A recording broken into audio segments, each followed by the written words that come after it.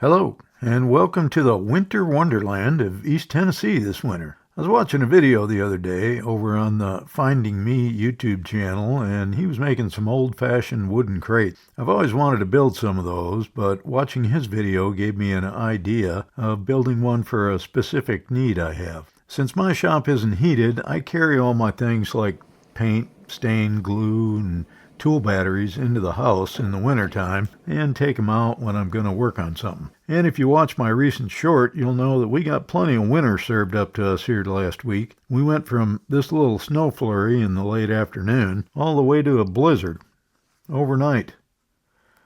And the temperature dropped pretty low too. So I haven't been out in the shop much during that. But now it's not quite so cold, and at least some of the snow is melted, so I'm going to fire up the heaters and see if I can warm the shop up enough to make it comfortable and get to this project. There, that should help a little. I checked an offcut to see if it was long enough to get both ends out of, and it was, so that's where I started. And I just started by squaring up one end. Then I measured out ends that are 9 inches long, and this board is about 6.5 inches wide. I'll put a cut list in the description if you're interested.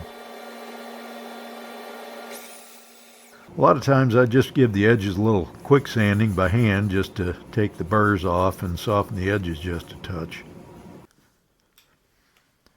Then I'm going to cut some slots in these ends to use as grab handles, and I'm just figuring out how long to make them and how far down from the top. I decided in the neighborhood of 4 inches long or so, or maybe a bit more, should be enough. I'm going to start with a 3/4 inch Forstner bit to cut the ends of the slots, so I figure that in and mark the one board for drilling. I want to drill both of them at the same time so they match, and a good way to do that is to stick them together with some old double stick tape. That stuff comes in real handy for doing this kind of thing.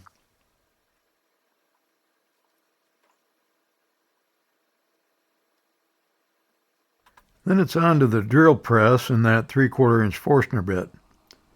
I don't know if you've noticed this little drill press I have. I've owned a bigger, heavier drill press for years, but it's in the mechanical side of the shop, so I just use this little one I inherited from my mom in the wood shop. So far it's been doing the job on these small projects that I've been doing in here. So if you don't have one because you're waiting to save up for a bigger one, I'd say starting out with one of these smaller, more inexpensive ones would be just fine for most hobbyist woodworkers. Then I'm just going to connect the dots, so to speak, and mark from the edge of the one hole to the other to form it into a slot. And since it's an inside cut and there's no way to get the bandsaw blade in there, this is a job for the old jigsaw and the workmate. A lot of pro woodworkers would probably make fun of this old workmate, but it comes in pretty handy for me sometimes, especially for this jigsaw work, because it supports the work on both sides of the saw, which is much more stable than just hanging it over the edge of the workbench. Here's another good opportunity to use my new oscillating spindle sander to clean up and square up the inside of these cuts. This is a tool that some of the pros will tell you they regret buying or that you don't really need. Well, to me, the type of tools you need all depends on the type of woodworking you want to do. If you're making things like I've made so far in this channel, one of these comes in handy. If you're making high-end, fine furniture, well then it wouldn't really be all that useful, I guess. If you're making stuff in the wood shop and you keep saying to yourself, well, I could really use a whatever for this, then I would say go ahead and buy that whatever. If you haven't had a need for something so far, then don't buy it just because some YouTuber has one, or several. Especially those high-end, more expensive than they need to be tools. Sorry, expensive green tool maker, but that's how I feel about it. Anyway, now to get these apart. A little prying, a little grunting. There we go. That tape really holds well. Now I'm going to ease these inside edges a bit on my cheap little router table with a 3/8 inch roundover bit. Oh yeah, sawdust right in the face. Messy. Let's try this again with some dust collection.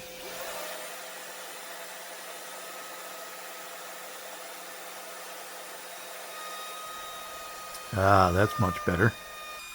Little suction from a plain old shop vac makes a world of difference.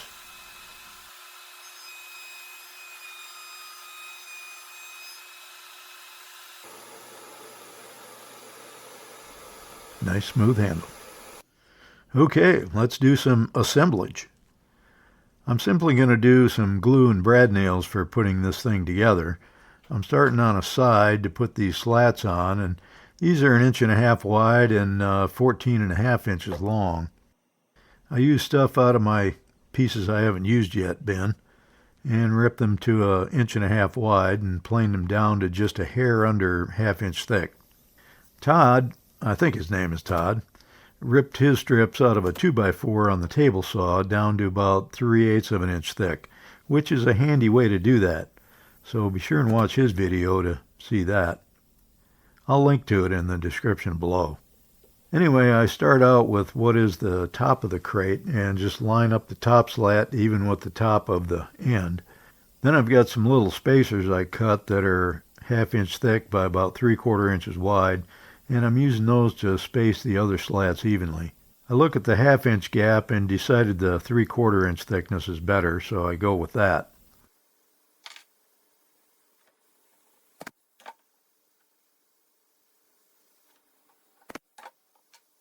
After I nail the second one on, I move on to the last one and check the gap. Yeah, that looks good. Add the glue and... Uh-oh. Did you catch that? I just used the 1/2 inch side of the spacer and glued and nailed it on. With the wrong spacing. No! You idiot! I didn't even notice it until after I had the other side on and went to start on the bottom. It was easy enough to fix though. I just gently tapped the slat off with a hammer. Luckily the glue hadn't dried much and it came right off. The cold shop probably helped with that a little bit. Then I just repositioned it and re-glued and nailed it back on. The only hitch was I thought I was recording and I wasn't, so I didn't get the fix on video, but I thought I'd point it out anyway.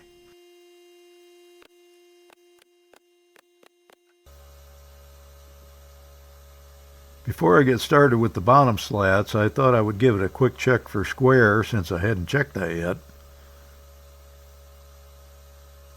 Surprisingly, it was right on, dead square. I'll take that every time. For the bottom, I'm using 5 slats, and they're a little closer together than the spacing I used on the sides. I didn't have any spacer blocks that were quite right, so I put the first one on.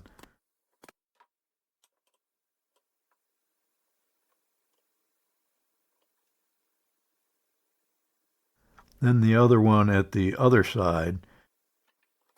Then kind of evenly spaced out the rest.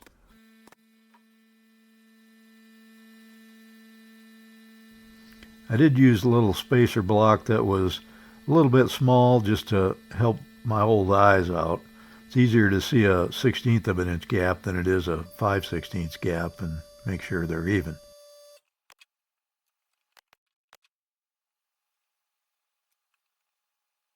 Anyway, I got all those glued and nailed on.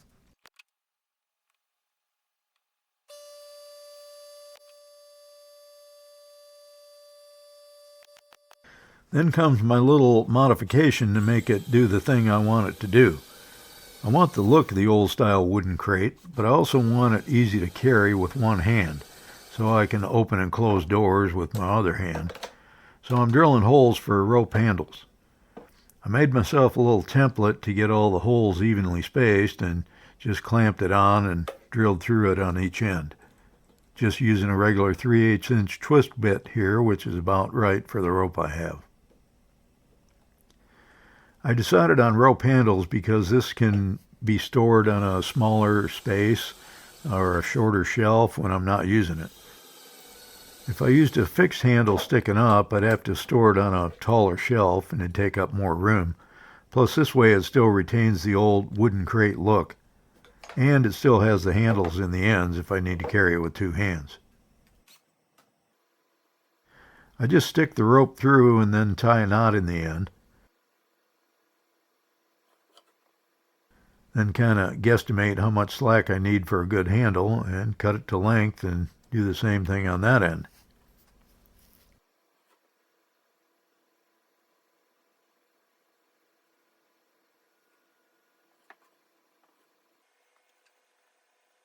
Same for the other one, although I should have taken the first one out and used it to measure the second one to get them both even.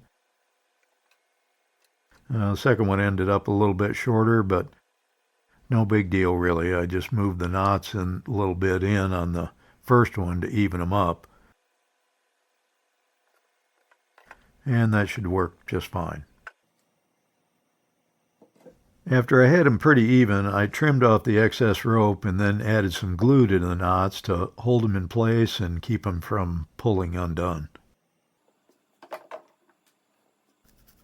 One last thing to do. Since this thing will be used as a tote to carry stuff, I'm going to drill and add a screw in each slat on the bottom. That should help ensure that those bottom slats don't come loose and fail under load. I'd hate for the bottom to drop out halfway to the shop. That'd be bad.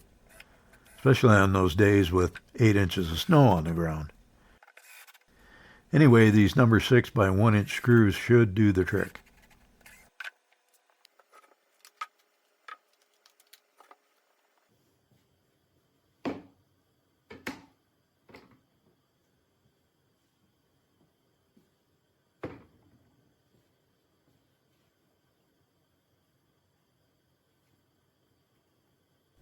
Hey, look, it works. Another thing these rope handles do is get completely out of the way to put larger things in, like a gallon-sized can of paint or stain, or several of the quart-sized ones. This should be a good size to carry any of the stuff that I would be carrying in and out in the winter. Well, that was a nice, simple little one-day build that'll be a handy helper for me in the cold weather. Hey, thanks for watching and liking and all that stuff. I appreciate it. And I want to wish a warm welcome to all you new subscribers. Glad to have you aboard. So what do you think? Was this a good project? I think it was. I might even go so far as to say it was great. See ya.